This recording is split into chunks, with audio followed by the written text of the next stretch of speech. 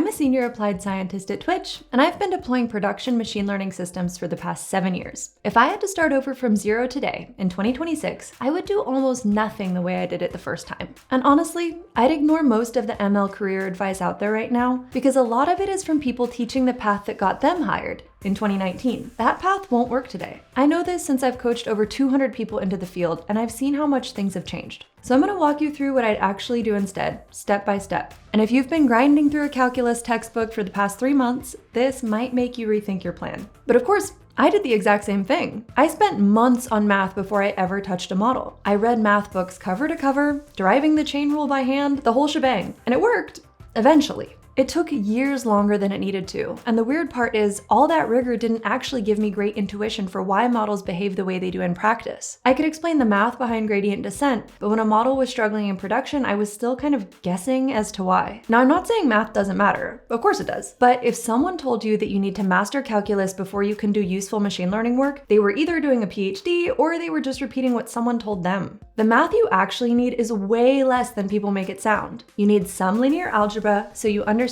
what's happening when you multiply matrices. Enough probability and stats that things like Bayes' theorem and distributions aren't scary. Calculus through the chain rule so backpropagation makes sense, and that's pretty much the list. Everything else you can pick up if and when a specific problem demands it. So if we're not grinding textbooks, where do you actually start? I'd start with the thing that I accidentally skipped my first time through and had to come back to and build later. Real intuition for what these algorithms are doing and why. 3 Blue 1 Brown's Essence of Linear Algebra and Essence of Calculus series are where I'd start. They animate the math so you can actually see what a matrix transformation does to a vector, or what a derivative looks like geometrically. For probability and stats, check out StatQuest. Josh Starmer has this way of breaking down complex topics with these cute little diagrams so you actually get it. The key is that you're not trying to master anything yet. You're just building a rough mental map so that you're ready for the next step.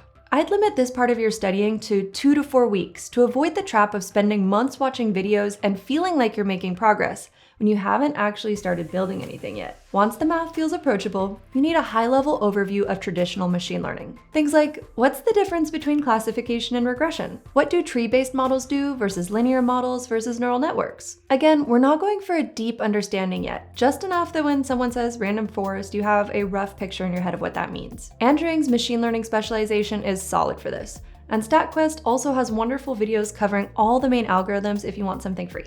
After that, spend some time learning the fundamentals of neural networks. Our good friend 3 Blue 1 Brown is a great place to start, and actually, StatQuest and Andring's machine learning specialization are great choices as well. Now that you have this foundational knowledge, there's a really high ROI step for leveling up in machine learning, but it requires that you know Python first. Python is the default language for machine learning. Scikit-learn, PyTorch, TensorFlow, and basically every other major library you'll work with is built on it. And honestly, even outside of ML, learning Python early is a smart move. If you end up loving the programming side, but not so much the math, you've still opened doors into software engineering, data engineering, and a bunch of other adjacent careers. At this stage, you don't need anything fancy. Learn things like data types, control flow, functions, and working with files. You'll also want to get comfortable with NumPy for matrix operations and pandas or something similar for working with tabular data, because that's what you'll be doing constantly once you start building models. If your Python is shaky or you learned it a while ago and you're rusty, I'd check out Scrimba. They just built a new Python fundamentals course where you learn by building a real expense splitting app. You start from absolute zero and progressively pick up variables, strings, user input, arithmetic, and type conversion. Each concept gets applied to the project immediately, so you're not just trying to passively absorb theory. By the end, you've actually built something functional from scratch. The reason I love Scrimba specifically is how the platform works. It's built around these interactive screencasts they call scrims. You watch an instructor code, but at any time you can pause and take over the code right inside the player.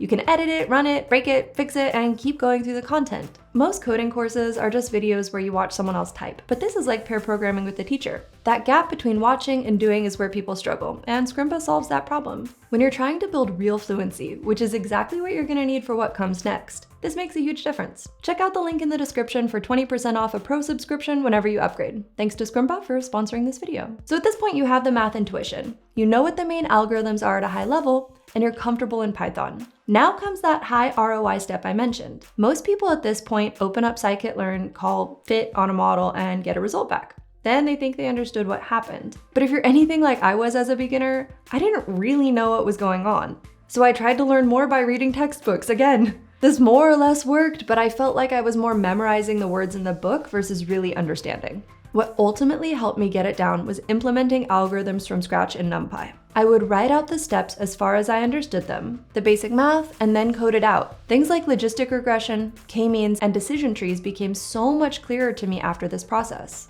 Math isn't just math for the sake of doing problems when you can see the data flow through each step of the algorithm. This process is also direct interview prep, since ML coding interviews will often ask you to implement exactly these algorithms in NumPy. So you're getting ahead of the curve by preparing. But the reality is, nothing we've talked about so far will actually help you get interviews on its own. I've coached over 200 people through this exact transition, and I see the same thing over and over. Someone does everything they think they're supposed to do by taking courses and studying the material, and they cannot get past the resume screen. They'll message me like, what am I doing wrong? And then someone else, maybe even who knows less theory, comes along and starts getting callbacks at the same companies. That's a super confusing thing when you're the person who studied more. The difference almost always comes down to two things. The first, and the one we're going to talk about right now, is what's on their GitHub.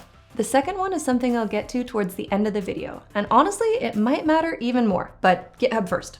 Most of the time, the person who studied more has repos full of course exercises and Kaggle notebooks where the problem, data, and even the evaluation metrics were all handed to them. A hiring manager looks at that and learns almost nothing about whether this person can do the job. What a hiring manager needs to see is not that you've studied, but that you can actually do what you would do on the job if you were hired. A capstone project where someone told you exactly what to build is great for learning at the beginning, but to get to a professional level, you need to build professional level things. This means identifying a problem, finding and preparing unique data, systematically evaluating model options, and actually deploying the model to production. Let me give you a feel for what this could look like. Say you have a friend who runs a small online shop and their customers keep churning. Say they sign up and then they disappear after a month. You could build a churn prediction model using their transaction and engagement data, figure out which features actually predict drop-off, and give them a simple dashboard that flags at-risk customers in real time. That's real-world data, a real user, and a lot of decisions that are yours to make. Or say you're into fitness. Maybe you could make a meal planning app. Maybe it takes in dietary constraints and spits out a weekly menu with a grocery estimate. Small scopes are fine, but every choice is yours, and you end up with something that you can actually demo. The main thing required for a project that actually moves the needle on your job search is demonstrating production skills. A Jupyter notebook with a good result is a starting point. A project that's containerized with Docker, deployed on AWS, has a basic CI/CD pipeline, tracks experiments with something like MLflow or weights and biases, and monitors model performance over time, that tells a hiring manager you can actually operate in a professional environment. Increasingly, the things we're building in production aren't just classical ML applications, but actually more focused on Gen AI. If I were giving this advice even 6 months ago, I'd probably have spent more time defending classical ML and telling you to build a strong foundation there before worrying about Gen AI at all. But I've changed my mind on that a bit recently. Classical ML still matters for sure. You need the foundations to understand things like model evaluation, and if you're working in industries like finance or healthcare, you'll need to understand models that are more interpretable. So I'm definitely not telling you to skip them, and everything we've covered so far still applies. But the honest reality is that even in domains like fraud and recommendations, we're increasingly moving towards Gen AI approaches. A machine learning engineer in 2026 needs to know classical ML as well as AI engineering. So what does that actually look like? The two biggest components from a practical perspective are RAG and evals. RAG isn't just about building a retrieval pipeline. The important part is knowing when RAG is the right choice versus fine-tuning versus just writing a better prompt, and how to measure whether any of it's actually working. Which gets into evals. Building evaluation pipelines for Gen AI systems is a huge chunk of the job now, and most folks have no idea how to do it well. Beyond those two things, you'll need to understand agents and tool use, prompt engineering for production systems, how to pick the right model for a given cost and latency budget, and security basics like prompt injection. I go deeper on a lot of these in other videos, but those are generally the areas I'd prioritize. As you're building, you should be using AI to help you. Machine learning engineers are now using AI coding assistants in their everyday work, and you need to actually get good at it. This goes beyond just using a chat window and cursor. You need to get really familiar with best practices around agentic coding, like how to work effectively with multiple agents in parallel. But at the same time, it's critical that you not outsource your thinking to ChatGPT. There's this fluency illusion, where AI hands you a perfect answer and you walk away feeling like you understood it, but you didn't do the cognitive work that makes the knowledge stick. Use AI to explain concepts when you're stuck, quiz yourself with it, sure, but don't let it write your code while you just nod along not really understanding.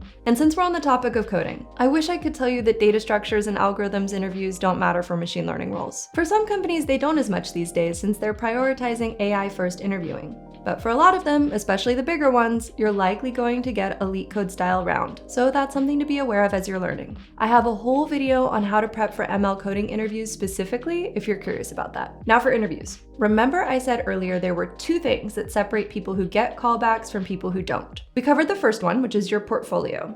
The second one is who you know. Luckily, we don't need to be a tech nepo baby to get referrals. We can proactively build our network in person and online by going to conferences, being active in online communities, and reaching out to people we admire with thoughtful questions about their work. Networking is the single highest leverage thing you can do to increase your chances of success. The path is different now than it was when I learned. It's faster and more practical, but there's also more ground to cover in an ever-changing market. So it's not going to be easy, but it is absolutely possible. And I promise it's worth it once you're in the field. If you want a community specifically built around this career transition, with structured learning, project guidance, and people who are going through the same thing, check out the link to the AI/ML Career Launchpad in the description. And for those of you watching this video and getting stuck at, okay, but what do I actually build for my portfolio? I made a video on exactly that. Watch that up next.